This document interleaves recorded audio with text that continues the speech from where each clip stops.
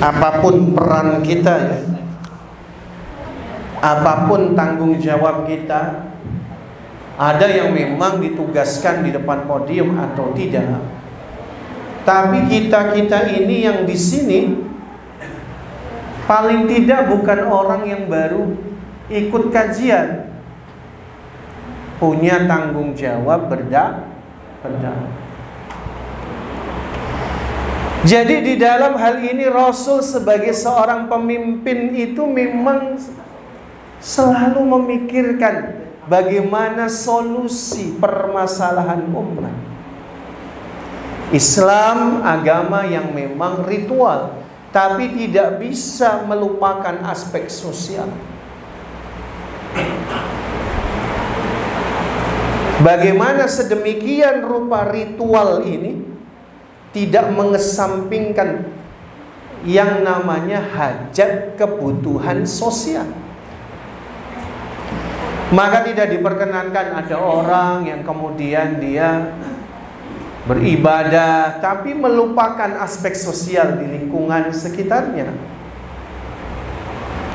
Kita ngaji lalu kemudian kita nggak peduli dengan keadaan orang-orang yang ada di sekitar kita.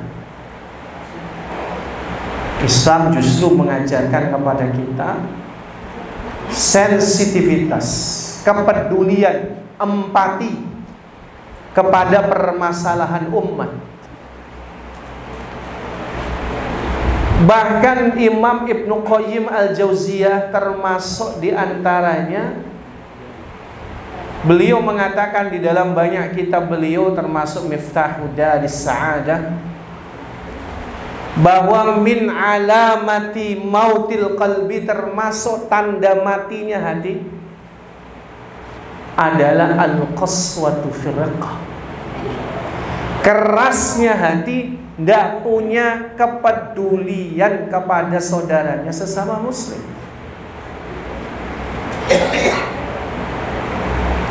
Makanya tadi kita konteksnya Nabi SAW sebagai pemimpin memberi contoh.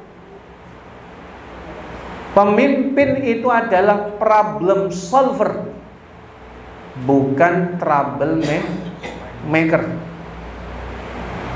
Apa coba? Pemimpin itu harus solutif. Pemimpin itu harus nyari solusi permasalahan umat. Umat ini kurang duit, kasih duit. Loh iya, bukannya duit masyarakat malah dijerat-jerat dengan berbagai macam pasal. Sampai uang nganggur 3 bulan.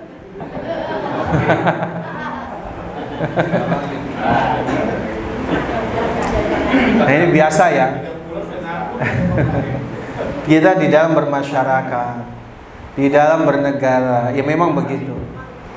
Kita sebagai warga negara yang baik ikut memperpikirkan sebenarnya, cuma mentok nggak tahu gimana caranya. Saya juga mikirin Pak, gimana caranya. Loh iya, itu memang sebagai seorang pribadi muslim mikirin, cuma kan dengan batas-batas peran kita masing-masing. Ya, kita bisanya sebagai seorang juru dakwah itu apa Pak? Sohibul hukama. Kita harus menjadi partner yang bisa menginfluence, yang bisa memberikan masukan, mempengaruhi para pemilik kebijakan agar bagaimana pro rakyatnya, gitu. Dengan kapasitas kita masing-masing. Ya, jadi sebagai seorang pegiat dakwah itu jadi problem solver. Kalau kita sudah memerankan diri seperti ini Pak, dimanapun kita punya peran. Nggak akan ada nggak punya peran, karena ada kemauan ingin memberi solusi di lingkungan kita. Misal selokannya macet, ya gimana caranya menjadi solusi masyarakat selokan ini tidak macet. Itu memang dakwah. Jadi supaya proporsinya itu seimbang. Jadi jangan sampai kita sholatnya baik, tapi misalnya malah jadi troublemaker, buang sampah sembarangan. Jangan sampai gitu. Saya kalau nganterin anak-anak itu ke sekolah, itu selalu gitu, kita ngelihatnya menyayangkan ya. Jadi kalau di jalan tuh lewat ada tanah yang dijadikan tempat sampah. Padahal udah jelas-jelas di situ yang punya tanah bikin banner gede-gede tulisannya doa. Ya Allah, miskinkanlah orang-orang yang membuang sampah di tempat ini. 7 turunan miskin semua, hidupnya susah. Ya tapi masih buang sampah di situ, hebat.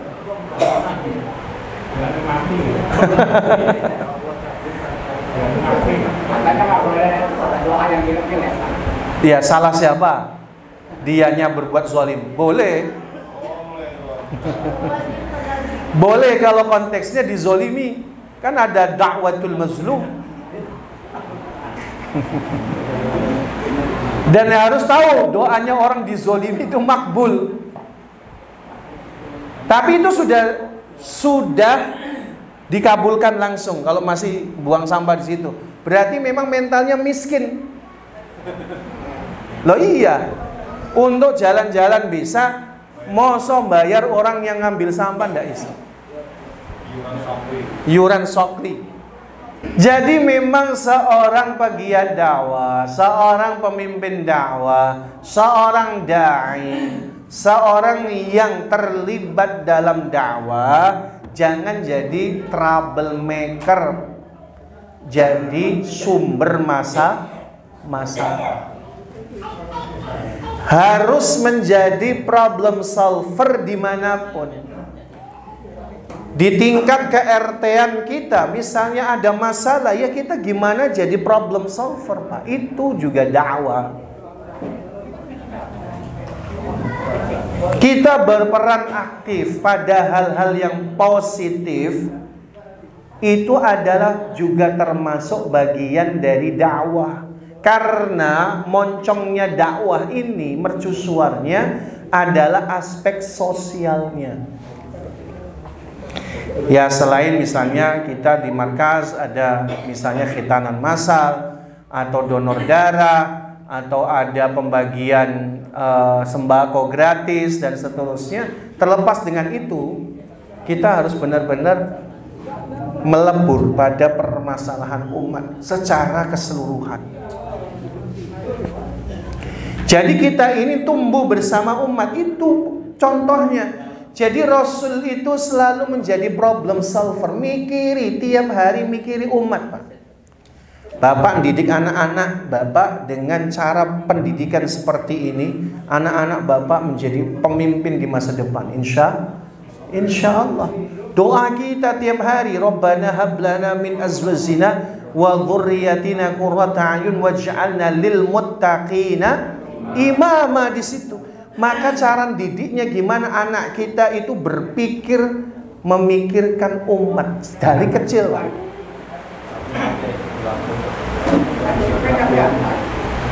Jadi mikiri keadaan umat dari kecil. Jadi memang begitu cara kita, gimana anak-anak kita peka dengan sekitarnya, punya sensitivitas tadi, punya kepedulian tadi. Berpikir strategis, nak, nanti kamu kalau jadi pemimpin gimana cara menyelesaikan masalah. Kuncinya di situ, Pak. Menyelesaikan masalah. Jadi jangan sampai jadi sumber masalah. Keliru kalau hanya mengedepankan knowledge saja, pengetahuan itu keliru. Sampai saya dapat laporan ada jamaah yang anaknya udah punya istri, ganti lampu saja menelponnya bapaknya, Pak, lampunya mati. Bayangin, bapaknya, ini bapaknya ngaji, akhirnya bapaknya yang sudah sepuh yang ganti lampu. Lah anaknya ngapain? Nah itu konteksnya. Akhirnya terjadi kemunduran secara mentalitas, inferioritas terjadi. Jadi makanya ya kita itu dilatih untuk menjadi problem solver. Yang kedua, Pak, peran yang harus dilakukan sebagaimana peran Rasulullah SAW. Apa itu? Bagaimana menjadikan umat ini tangguh, bersabar menghadapi setiap kesulitan. Jadi bukan yang kemudian kalau dapat musibah, masalah, pengennya cepat selesai. Enggak. Mentalitasnya itu harus beda, Pak. Mentalitas para da'i, mentalitas pegiat dakwah, kalau ada masalah itu bukan nyari cepat selesai, enggak. Gimana caranya masalah-masalah yang dihadapi ini dihadapi dengan kesabaran, dicarikan solusi maksimal berdasarkan syariat. Oh iya, banyak mentalitas kita yang rapuh. Katanya banyak generasi anak-anak cucu kita disebut sandwich generation. Generasi sandwich, tahu sandwich, Pak? Kayak roti diremet itu udah langsung apes. Kalau kita disebutnya mental kerupuk. Kena masalah dikit, depresi. Dimarahi bapaknya sedikit, langsung stres. Suami, dia menganggap bapaknya toksik. Nah, ini anak zaman sekarang tuh berani banget. Anak zaman sekarang dimarah bapak, bapak ini toksik. Tahu toksik? Racun. Racun dalam hubungan. Loh iya, ini terjadi sekali lagi karena kita tidak melatih mentalitas. Jadi Nabi itu gimana caranya melatih mereka di atas kesabaran itu, sembari cari solusi. Dipikir solusinya, tapi hatinya berzikir. Jangan beda. Jangan terlalu banyak berpikir, sedikit berzikir. Stres, Pak. Kata Imam Ibnu Qayyim Al-Jauziyah, hanya ada 2 alasan seseorang stres: galau, sedih berlebihan, dan anxiety, kecemasan. Sebabnya cuma 2 kata Ibnu Qayyim. Apa itu, Pak? Obsesif terhadap dunia. Yang kedua, kurang amal ketaatan, kurang zikir. Nah itu terjadi, Pak. Nah makanya Nabi SAW nih sembari mencari solusi, beliau berpikir, diajak para sahabat berzikir, tenang hatinya. Kalau kita hati sudah tenang, Pak, mau dapat musibah aja, kita hati sudah tenang, itu apa?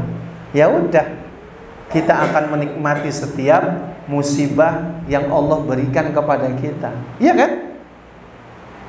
Bahkan apa para salaf itu kalau dapat musibah? Alhamdulillah. Mereka bersyukur kepada Allah dikasih musibah. Kenapa? Karena lewat musibah itu terjadi, kalau dia sabar, ada pengguguran dosa. Makanya Nabi SAW sembari memikirkan problem solvingnya, tapi beliau juga mengajarkan kepada umatnya untuk sabar. Kita tengok Allah abadikan dalam surat Az-Zumar ayat 10. A'udzu billahi minasyaitonir rajim. Qul ya ibadilladzina amanu taqu rabbakumul lilladzina ahsanu fi hadhihi dunya hasanah wa ardullahi wasi'ah innama yuwaffas sabiruna ajrahum bighairi hisab. Indah sekali ayatnya. Qul, katakanlah ya Muhammad kepada umatmu, ya ibadilladzina amanu ittaqu rabbakum. Hai hamba-hambaku yang beriman, bertakwalah kepada Tuhanmu. Lilladzina ahsanu fi hadhihi dunya hasanah. Orang-orang yang berbuat baik di dunia ini pasti memperoleh kebaikan. Wa ardullahi wasi'ah, dan bumi Allah itu luas. Innama yuwaffas sabiruna ajruhum bighairi hisab. Sesungguhnya hanya orang-orang yang bersabarlah yang dicukupkan pahala mereka tanpa batas. Jadi ayat Az-Zumar 10 itu merangkum keadaan di tahun itu. Jadi jangan sampai kita itu menjadi sempit jiwanya dengan sebuah pola pikir. Saya kan sudah sholat, saya kan sudah puasa, tapi kok ya banyak banget tekanan, banyak banget musibah. Sampai di sebuah kajian itu ada yang kemudian konsultasi sepasang suami istri. Dia katakan, Ustaz, dulu saya sebelum hijrah itu dagangan saya, jualan saya itu laris, uang saya itu banyak, Ustaz. Cuma karena saking banyaknya duit, jadi saya lupa sholat, saya banyak maksiat. Nah giliran taubat, saya banyak kajian. Oh ya, terima kasih Pak. Alhamdulillah, jazakallah. Ya silakan diminum Pak, kalau yang mau minum. Kopinya silakan diminum. Oh, oh adanya teh. Oh iya ya. Tafadhol, yang mau minum teh, minum teh. Silakan. Iya, maksudnya kok nggak datang gitu. Ya, syukran jazakallah. Bercanda ya, Pak. Bercanda, Pak. Padahal mah iya. Saya nyari tadi, dia udah ngantuk soalnya. Kuncinya adalah gini, Pak. Jadi jangan sampai kemudian kita berpikir tadi kayak bapak ini bahwa saya kok sudah ngaji malah justru banyak musibah. Nah ini yang harus dibenahi kita Pak. Harus dibenahi betul. Bahwa yang namanya kehidupan di dunia ini memang gak bisa lepas dari ujian. Ketika dia belum berhijrah, ujiannya nikmat, apakah dia taat atau tidak? Faktanya gak taat. Terus kemudian ketika sudah hijrah, minta ampun kepada Allah atas dosa-dosa, amalnya nggak naik. Ketika amalnya nggak naik, nggak menaikkan levelnya, maka Allah kirim musibah untuk mengabulkan doa dia. Kan minta ampun terus, Allah kasih musibah untuk menggugurkan dosa, lah malah protes. Coba. Nah itu makanya intinya ketika Allah berikan ujian itu anugerah bagi orang-orang beriman. Makanya bagi orang beriman tidak ada takdir jelek. Semua takdir itu adalah kenapa Pak? Bagi orang beriman itu semua takdir itu baik karena orientasinya akhir. Kuncinya di situ. Kalau sekiranya dengan ngaji hilang uangnya, tidak apa-apa. At-Talaq ayat 11 tuh. Allah Subhanahu wa taala berfirman, "May yu'min billah ya wa ya'mal salihan yudkhilhu jannatin tajri tahtaha al-anhar khalidina fiha abada. Wa qad ahsanallahu rizqa." Barang siapa yang beriman kepada Allah lagi melakukan amal salih, akan dimasukkan ke dalam surga jannah yang di bawahnya mengalir sungai-sungai dan mereka kekal di dalamnya. Dan sungguh Allah telah memberikan kepadanya rezeki tertinggi terbaik untuknya. Allah ganti rezeki itu yang tadi bentuknya duit, Pak, rezeki. Klasifikasi rezeki yang paling rendah tuh duit. Di atas duit itu sehat. Di atas sehat selamat. Di atas sehat itu selamat. Di atas itu apa? Ilmu dan pemahaman. Di atas ilmu pemahaman apa? At-taufiq ilal iman wal amalis salih. Puncaknya beriman dan beramal saleh. Jadi Allah sudah kasih rezeki kita. Allah ganti rezeki yang lebih baik. Cuman kita karena masih cinta dunia jadi sesek dadanya. Iya kan? Kalau kita cinta akhirat, sudah nggak sesek lagi udah. Yang memang duit itu paling rendah kalau rezekinya, dan itu juga kalaupun saya istilahnya saya miliki juga itu belum tentu harta saya, kan gitu ya? Iya nggak Pak? Apa yang kita miliki itu belum tentu harta kita, rezeki kita belum tentu. Kata Imam Ibnu Qayyim, rezeki itu apa? Anugerah yang Allah berikan. Ini anugerah yang Allah berikan, bentuknya minum teh Pak. Ini Pak, yang kemudian dimanfaatkan, berarti diminum. Jadi Bapak tehnya kalau belum diminum belum rezeki Bapak. Minumlah. Loh iya, belum tentu rezeki nih. Makanya ayo minum. Tapi panas ya. Itu baru rezeki. Dan dalam perspektif syariat, setelah diminum teh ini menambah taat dan dekat kepada Allah, itu baru rezeki. Dengan minum teh nggak ngantuk ngaji, nah itu baru ini rezeki Pak. Kalau nambah minum teh tambah ngantuk, nah ini ya belum jadi rezeki, masih dunia. Nah, dalam konteks ini Pak, itu anugerah tertinggi. Namun sekali lagi bahwa aspek ritual, iman dan amal saleh ini, kebaikan-kebaikan yang ditanam ini pasti melahirkan kebaikan. Tapi memang Allah berikan di sekitar kebaikan-kebaikan ini ada yang namanya hiasan-hiasan, sendagurau, permainan.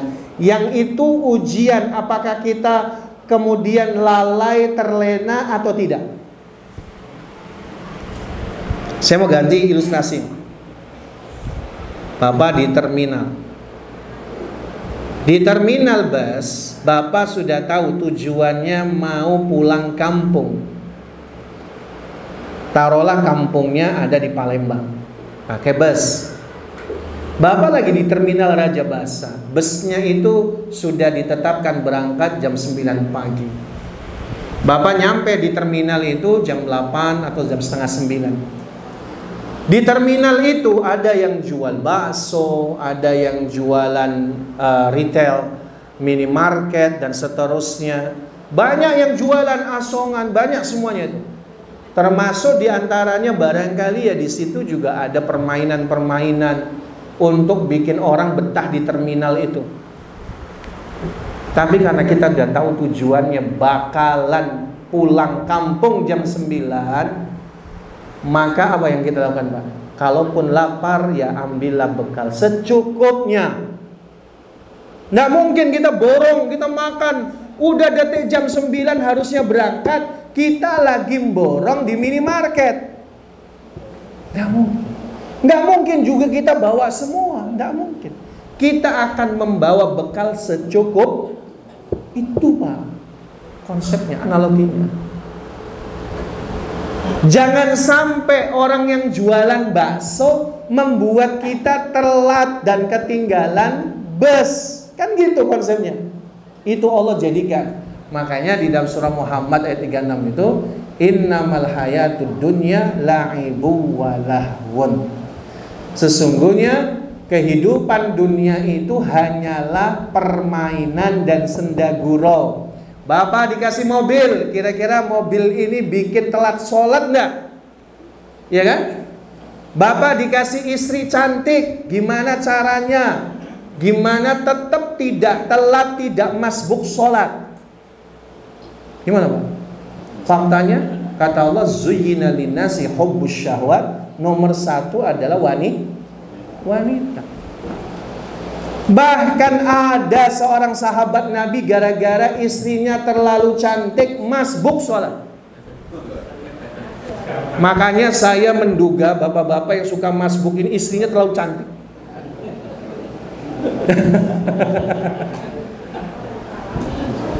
Amin, amin.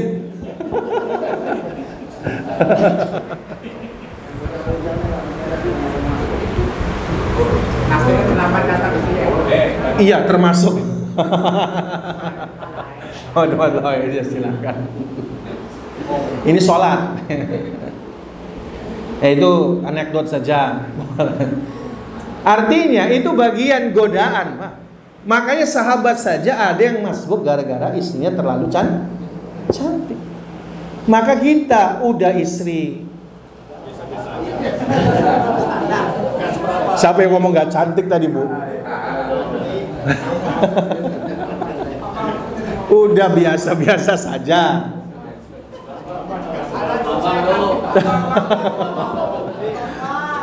Kok tetap masbuk? Ya itu bagian permainan. Jadi ujian, Pak, itu semua ujian. Jadi gimana caranya Allah menguji benar nggak iman kita itu. Makanya Nabi perannya sampai di situ. Dalam konteks sirah nabawiyah yang sedang kita bahas, bahwa para sahabat yang mereka sudah 4 tahun sampai 5 tahun masuk Islam, mereka banyak melakukan kebajikan, kok dapatnya tekanan, siksaan, itu kan. Jadi kayak nggak rumusnya empiris. Banyak orang manusia mengira kalau banyak sholat berarti nggak akan dikasih musibah. Banyak orang mengira begitu. Faktanya, Pak, justru orang tuh makin soleh, makin banyak ujiannya. Banyak ujiannya. Bapak dulu ketika belum ngaji, istri nggak pakai jilbab, no problem, santai. Tapi begitu ngaji, tahu hukumnya pakai jilbab, berantem terus gara-gara apa? Nasihati istri untuk pakai jilbab. Nah itu contoh musibah tuh. Karena makin takwa, kita mendapatkan musibah. Ujian atas ketakwaan kita itu minimal begitu. Bapak misalnya di tetangga ada tetangga yang kalau pagi itu koploan, dangdutan, son horeg misal. Lah kalau bapak belum ngaji santai aja, malah ikutan, aduh ini dapat sodako. Katanya yang nyetel son horeg itu sodako jariah. Menghibur masyarakat gratis, nggak perlu bayar PLN. Bayangin coba. Ini contoh. Tapi kalau sudah ngerti ngaji, masalah problem. Protes kita. Pagi-pagi suara kenceng-kenceng, dangdutan, koploan, kita nasihati kan, itu masalah problem, Pak. Nah di saat itu keimanan yang dimiliki oleh para sahabat dihadapkan pada konsekuensi ujian keimanan. Dalam 2 pertemuan kita sampaikan, ini benar-benar membuat orang yang lemah imannya merasa tidak kuat. Lemah imannya nggak kuat. Kadang kita itu kalau dapat musibah pengennya lepas gitu aja. Nah ini makanya Allah Subhanahu wa ta'ala mengatakan wa ardullahi wasi'ah. Kalau memang di kota suci Mekah belum kondusif, maka opsional. Tidak semua, Pak. Opsional ini sifatnya opsional. Diperbolehkan bagi siapa yang mau berhijrah. Karena pada faktanya sejarah daripada orang-orang soleh itu mereka berhijrah. Para nabi berhijrah, Ashabul Kahfi ya berhijrah. Artinya itu tidak ada masalah mencari tempat yang kondusif untuk keimanan. Maka hijrah itu, Pak, bukan hanya sekedar bagaimana kita berpindah tempat, tapi tujuannya untuk menjaga keimanan kita. Maka dalam konteks kita sehari-hari seperti sekarang, kalau kita tinggal di satu wilayah itu terlalu buruk dan bisa saja lingkungan ini mempengaruhi anak dan istri, maka kita penting untuk berhijrah ke tempat yang lebih aman untuk anak istri kita. Kenapa? Karena, Pak, yang mempengaruhi kita itu, anak kita itu bukan hanya di rumah, justru lebih banyak di luar rumah. Ya ini maaf ya, bukan siapa-siapa, bukan apa-apa. Ini silakan disesuaikan dengan kondisi kita masing-masing. Memang kita katakan imunitas itu penting. Orangnya kalau baik, di lingkungan jelek pun dia tetap baik. Iya benar, tapi tidak bisa dijadikan teori kebenarannya. Kenapa? Karena kata Nabi ketika beliau mengatakan al-jaru qabla dar, sebelum kamu memilih rumah, tengok tetanggamu. Tetangganya siapa saja. Kenapa Nabi memperhatikan seperti itu? Karena betapa besarnya pengaruh tetangga, pengaruh lingkungan. Kalau bisa pindah-pindah, cari tempat yang lebih banyak orang-orang soleh, lebih mendukung. Sekolahkan sekolah yang baik-baik. Kalau sekolah umum Ustaz gratis, ngapain saya banyak ngeluarin duit? Ya kalau pertimbangannya mana yang lebih Anda cintai, anak Anda atau duit Anda? Kalau lebih cinta anak Anda, ya nggak apa-apa berkorban uang. Maka saya apresiasi tuh ada ikhwan tinggalnya di Kota Karang, nganterin anaknya sekolah sampai di sana, di mana negeri Katon, negeri Sakti, bolak-balik tiap hari. Saya bilang Masya Allah, itu saya akui Masya Allah, tiap hari, tidak capek, nggak apa-apa. Saya bilang itu memang perjuangan. Bayangkan kita sedang menyelamatkan anak dari kobaran api, Pak. Bayangkan kita sedang menyelamatkan anak kita dari terkaman harimau binatang buas. Lari secepat-cepatnya, maksudnya sejauh-jauhnya. Dan itu memang satu teori kita. Wah sekalian yang dirahmati Allah, makanya ini isyarat. Silakan berhijrah, tapi optional, bukan kewajiban. Optional itu pilihan, terserah. Kalau yang mau hijrah, Nabi pikirkan solusinya. Diakhiri, innama yuwaffas sabiruna ajruhum bighairi hisab. Sesungguhnya hanya orang yang bersabarlah dicukupkan pahalanya tanpa batas. Hijrah itu tidak mudah. Nggak ada yang mudah dari hijrah itu. Dia dari zona nyaman keluar dari zona nyaman itu ke tempat yang belum tentu aman. Dia tinggalkan kampung halaman, dia tinggalkan tempat usahanya. Mikirnya kan bagaimana tempat usaha. Rata-rata kalau di orang Indonesia itu ya mikir kalau pindah tempat jangan malah kemudian merosot sisi ekonominya ya. Makanya banyak di antara kita yang memang menetap di suatu wilayah. Kalau barat kan memang sengaja pindah-pindah mereka itu. Dalam konteks memang bahwa lingkungan baru membuat mereka lebih hidup baru. Intinya begitu.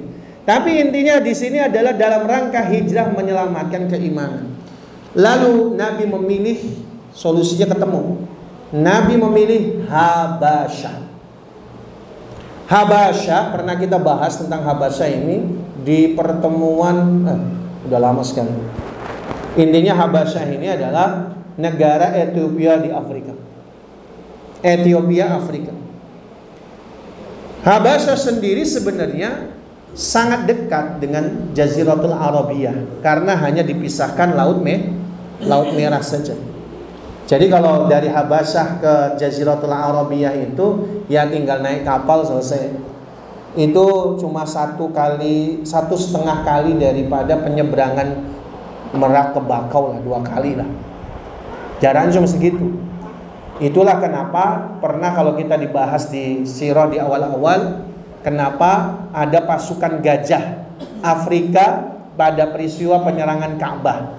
Itu gajah dari Habasyah. Karena nyebrang dari Habasyah ke Yaman. Nabi SAW menyampaikan, "Lau kharajtum ilal ardil Habasyah fa inna biha malikan la yadlamu indahu ahad Kalaulah sebaik-baiknya kalian pergi ke Habasyah, karena di Habasyah itu ada seorang raja yang adil sekali. Tidak ada raja seperti dia. Wa hiya ardus sidqin. Habasyah adalah suatu negeri yang jujur, tidak ada aniaya di dalamnya. Hatta yaj'alallahu lakum farajan mimma antum fihi. Sampai Allah memberikan jalan keluar kepada kalian.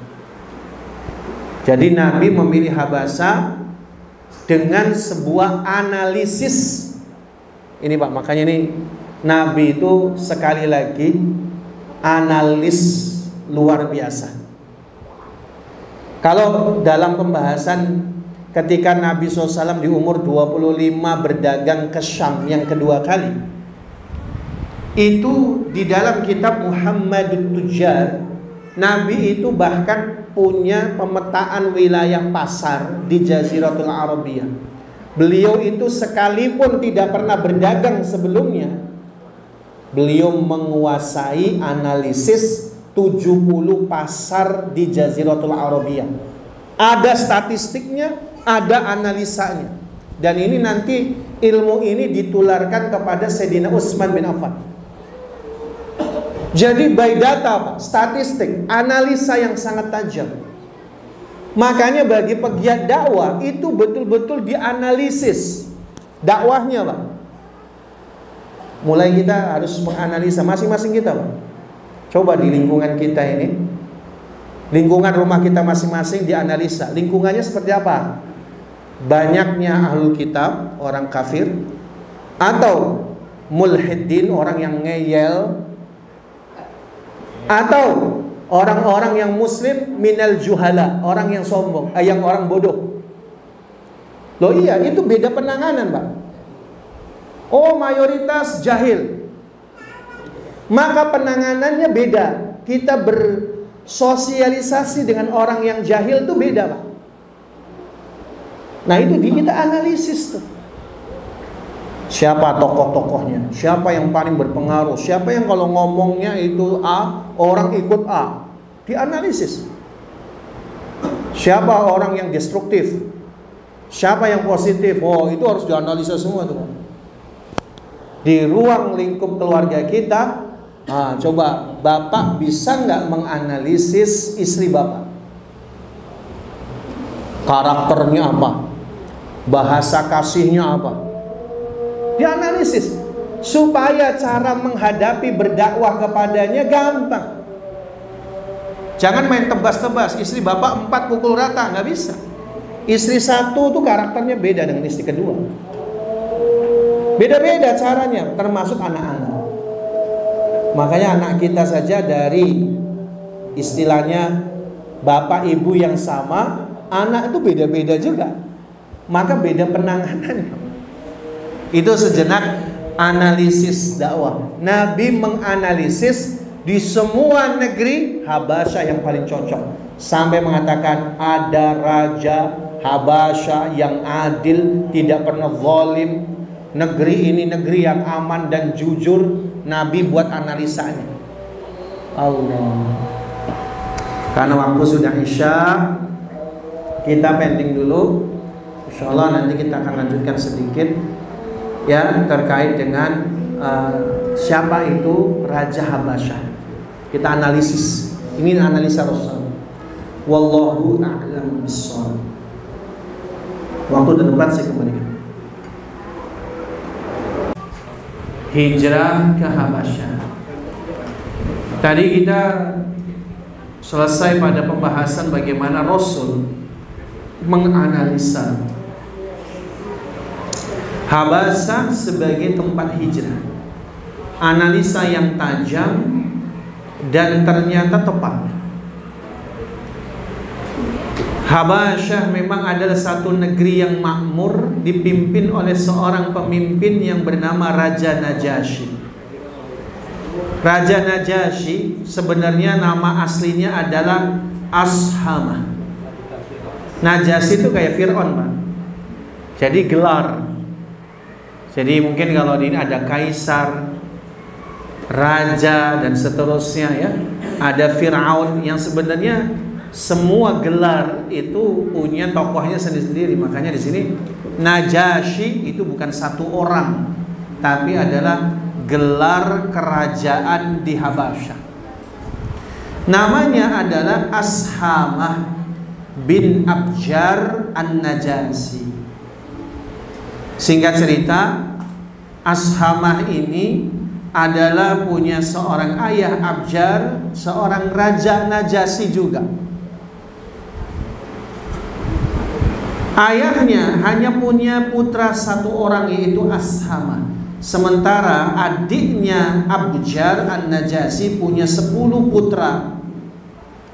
Maka kemudian dipilihlah oleh para uskup, karena ini adalah jenis kerajaan yang keagamaan, Pak. Karena basicnya adalah Nasrani Romawi. Maka pemilihan dipilih oleh para uskup di situ. Nah, ketika pamannya yang naik tahta, Ashamah dibuang. Pamannya kemudian wafat, 10 putranya paman ini tidak ada yang pantas untuk jadi raja, maka dipilihlah Ashamah sebagai Najasyi berikutnya. Nah, Najasyi yang hidup di zaman Nabi SAW itu ada 2 nanti. Nah, ini Najasyi yang pertama, orang yang sangat adil juga. Bulan Rajab di tahun ke-5 kenabian, inilah hijrah ke Habasyah yang pertama. Diikuti 12 orang laki-laki dan 4 wanita, dipimpin oleh Sayyidina Utsman bin Affan yang saat itu pengantin baru dengan istrinya, yaitu adalah Ruqayyah binti Rasulullah sallallahu alaihi wasallam. Dikatakan di dalam hadis, Utsman bin Affan dan Ruqayyah adalah sepasang suami istri beriman yang hijrah pertama kali setelah hijrahnya Nabi Lut dan juga istrinya. Jadi Nabi Lut itu punya istri beberapa. Nah, satu istri yang kufur, ada satu istri yang beriman.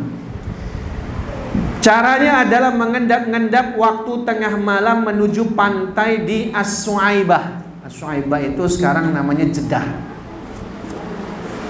Jadi ketika melakukan hijrah, dikoordinir 12 laki-laki plus 4 ini mengendap-endap di tengah malam dan ke arah As-Suaibah atau As-Suaibah Jeddah yang sekarang.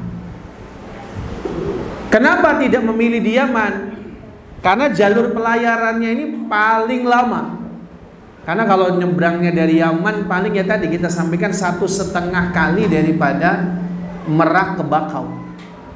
Tapi kalau dari As-Suaibah itu membutuhkan beberapa hari di tengah laut. Kenapa, Pak? Analisanya tajam lagi kata Rasul. Kalau pakai jalur darat bakalan kesusul. Kenapa? Karena orang Quraisy punya banyak armada, tapi orang Quraisy tidak pernah punya armada laut. Hingga akhirnya Nabi memerintahkan berangkatnya dari As-Suaibah itu. Sehingga kalaupun orang Quraisy nyusul, kapalnya sama, Pak, kapal dagang. Jadi kecepatannya nggak bisa nyusul, nggak. Itu analisa juga itu, Pak, dari Rasulullah Sallallahu Alaihi Wasallam sampai urusan teknis. Saat orang-orang Quraisy mengejar sudah terlambat. Tuh kalimatnya nggak bisa kekejar lagi. Sampai di Habasyah orang-orang beriman mendapatkan perlakuan yang sangat baik. Sehingga untuk sementara mereka tinggal di Habasyah dengan aman. Hingga terdengar isu yang sangat deras. Isu itu nyampe ke telinga mereka bahwa orang-orang Quraisy telah beriman. Isunya dari mana ini? Apa yang terjadi yang sesungguhnya? Insya Allah bulan depan. Ya, Nah, itu supaya nanti lebih lengkap lagi kita cerita. Karena kalau mau dilanjutkan sudah malam, ibu-ibu sudah megang tas, bapak-bapak udah megang tas semua ini. Tuh, Mas Adi juga udah megang tas.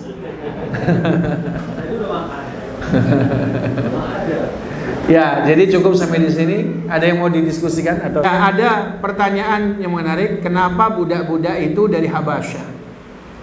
Jadi begini konteksnya. Perbudakan itu warisan kolonialisme Romawi dan Persia. Jadi Romawi itu mengadakan ekspansi besar-besaran di wilayah Afrika. Termasuk diantaranya adalah Habasyah. Nah, biasanya kalau kolonialisme itu ketika sesuatu negeri ditaklukkan, maka rakyatnya harus menebus dirinya, bayar duit. Yang tidak bisa bayar duit, maka dia otomatis jadi budak sahaya. Makanya banyak orang warga lokal Habasyah pada saat itu nggak sanggup nggak sanggup menebus dirinya, maka otomatis jadi budak sahaya. Nah, oleh orang-orang Romawi dijadikan sebagai komoditas ekonomi. Budak sahaya itu tidak bedanya dengan dinar dan dirham, Pak. Ada harganya. Kita waktu membahas tentang tekanan pada sahabat, ketika Sayyidina Abu Bakar membebaskan Bilal saja berapa, Pak? Masih ingat berapa uqiyah harganya? Ya, nilainya berapa? 10 uqiyah emas. 10 uqiyah emas. Satu uqiyah emas itu 3 dinar. Satu uqiyah berarti 30 dinar. 30 dinar, 1 dinarnya kali 8 juta. Kata baju udah masuk 240 juta. Harganya mahal, Pak. Harganya mahal untuk membebaskan satu budak itu. Makanya jadi komoditas. Nah, tempat yang paling konsumtif untuk perbudakan itu ada di Mekah. Kenapa, Pak? Karena Mekah ini kota internasional. Kenapa saya sebut kota internasional? Karena minimal setahun sekali musim haji, seluruh umat manusia dari dulu, Pak, seluruh dunia mesti ngumpul di Mekah.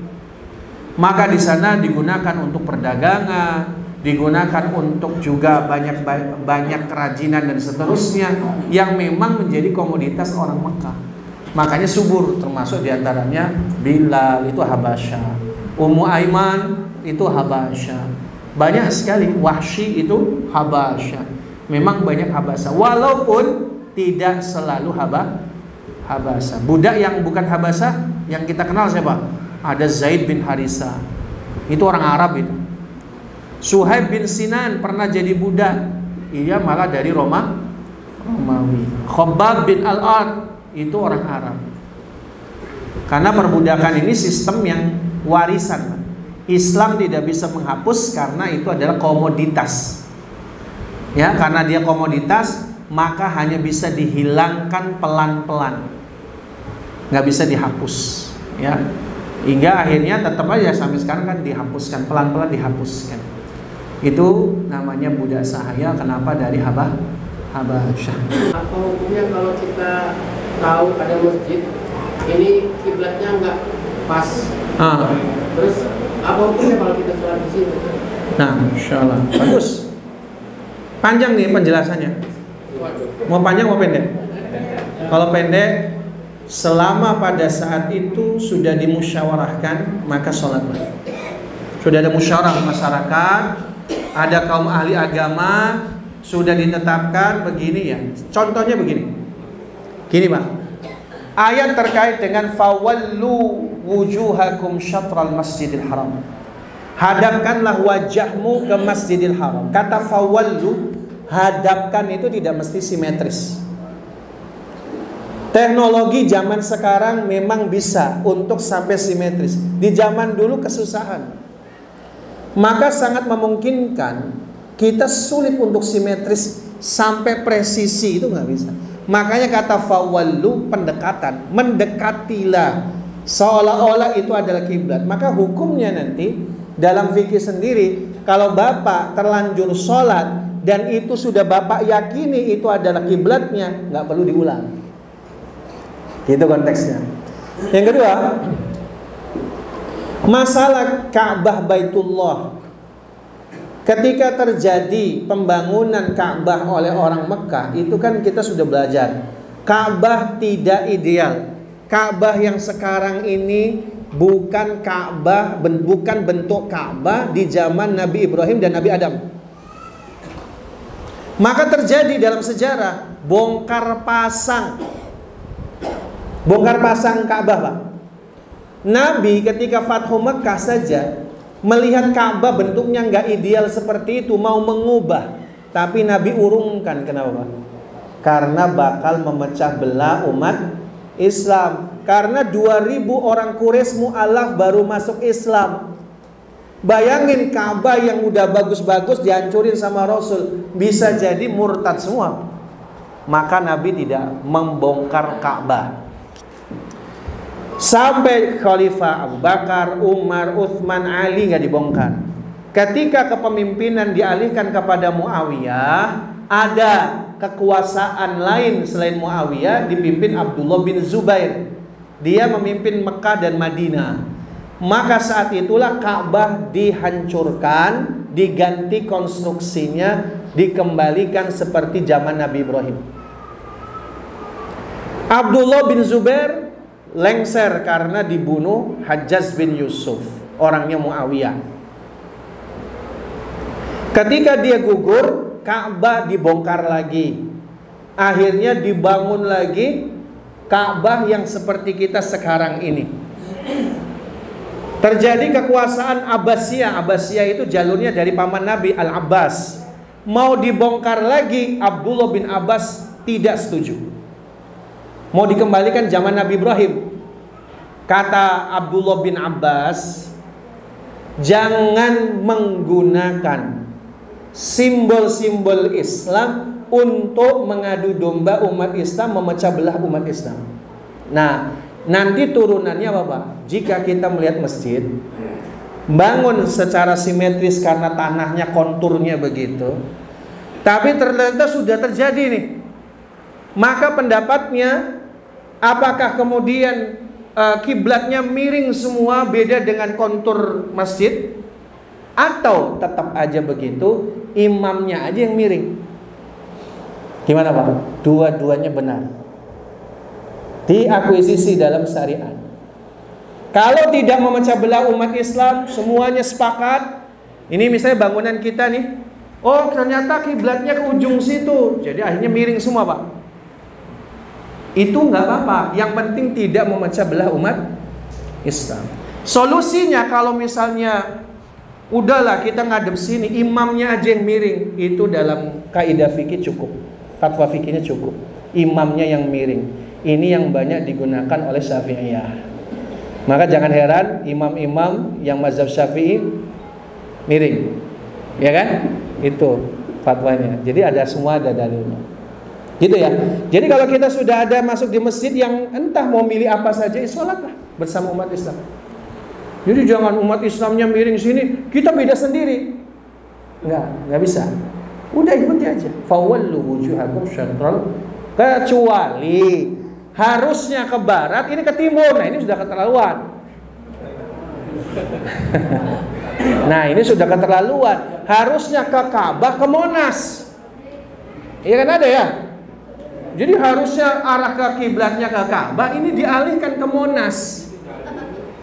Nah, ini bisa. Nah, gitu ya. Wallahu a'lam.